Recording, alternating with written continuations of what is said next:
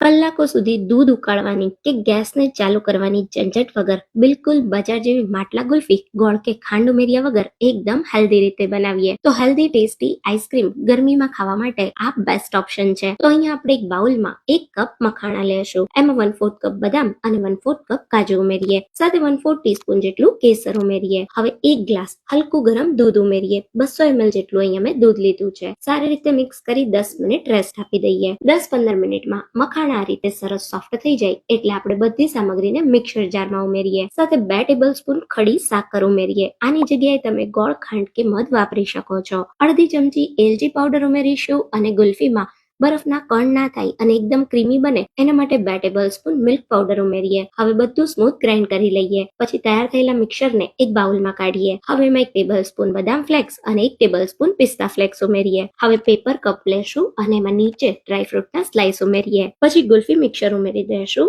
અને ઉપરની સાઈડ બિલકુલ બરફ ના થાય એના માટે સિલ્વર ફોઇલથી કવર કરી રબર બેન્ડ લગાવી દઈએ. હવે આ રીતે આપણે હોલ કરી અને સ્ટીક આ સમયે જ રાખી દઈશું અને પછી ગુલ્ફીને 2 કલાક ફ્રીઝરમાં સેટ થવા દેશું. 2 કલાક પછી ઠંડી ગુલ્ફી તૈયાર થઈ ગઈ છે. તો આ રીતે સ્ટીક પકડી હલકી ગુલ્ફીને રોટેટ કરશો એટલે ગ્લાસથી અલગ થઈ જશે. પછી આ રીતે આપણે એને કટ કરી દેશું અને તરત જ સર્વ કરો. બધાને બહુ જ ભાવશે. આવા જ નવા વિડીયો જોવા માટે ફૂડ્સ ફિટનેસને ફોલો કરજો.